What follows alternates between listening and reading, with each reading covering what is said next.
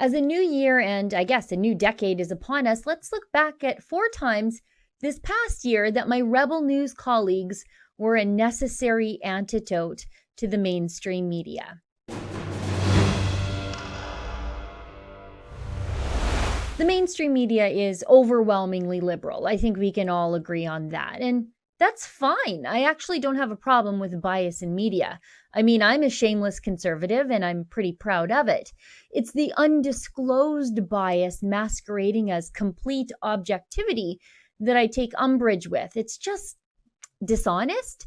And I think it's that undisclosed bias that leads the mainstream media to report stories with blinders on. They know the narrative they want you to hear. Then they try to shoehorn the facts into the story to make it fit. Or they just check their curiosity at the door because peeling back an extra layer of the story onion might reveal something they don't want you to know. And it's because of this, I suppose, I have some level of job security.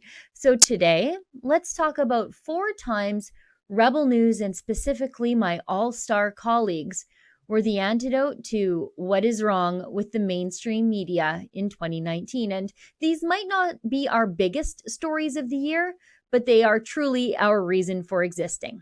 First, let's talk about Ezra. Let's get the boss off the list right away so that I don't seem like I'm sucking up at all. This story I'm about to talk about involved a lot of legwork from little old me. In 2019, it was February actually, NDP Premier at the time, however, no longer Premier, Rachel Notley announced that she was giving a $440 million loan guarantee to a Calgary company called Value Creation Inc. that was supposed to be building a massive $2 billion oil sands upgrader east of Edmonton. The NDP government claimed that it would create 2,000 construction jobs and another 200 full-time positions once the facility was up and running. And Notley stated that construction of the Strathcona-based project is already underway. Well, Ezra smelled a rat, and I knew with 100% certainty that there was a rodent stinking up the place because I live just down the road from that abandoned upgrader site, and I knew there was nothing going on there and hadn't been since the last crash in oil and gas about 10 years ago. Just watch. The government of Alberta put out an official press release. Let me quote a few lines from it. Calgary-based Value Creation Inc. and its wholly owned subsidiary Value Chain Solutions Inc. is on track to invest $2 billion in an upgrading facility in the Alberta industrial heartland just east of Edmonton, which will create more than 2,000 construction jobs and another 200 full-time positions once the facility is up and running. Notley went even further, saying, quote, "Construction of the Strathcona County-based project is already underway." It's just not true. Sorry, I wish it were true. I wish someone really was willing to invest $2 billion into an oil sands upgrader. I wish that construction really was underway, but it's not. There is no construction at all. It is mainly empty fields. It looks like there was some construction 10 years ago, but then it was abandoned.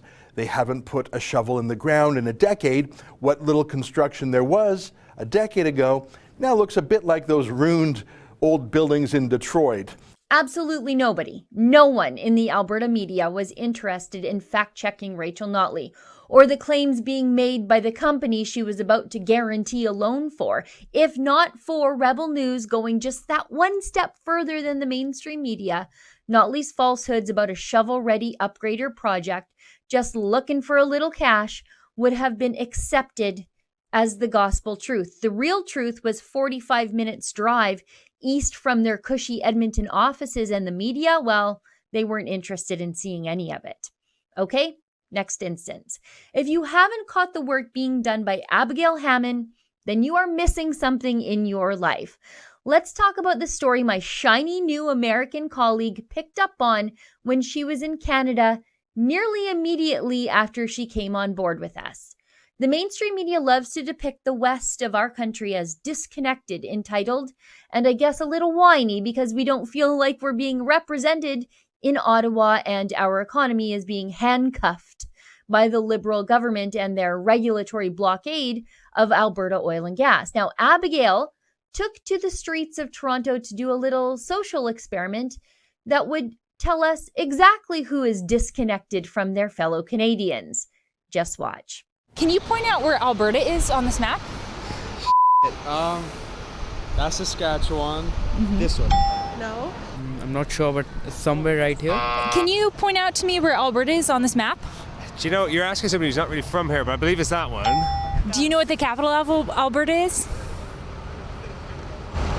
No, not off the top of my head. No clue? Okay. Calgary?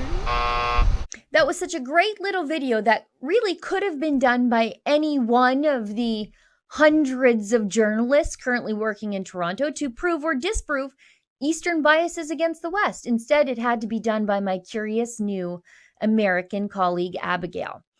Okay, next video, this one from Cian Bexty, who was absolutely ripping it up in 2019.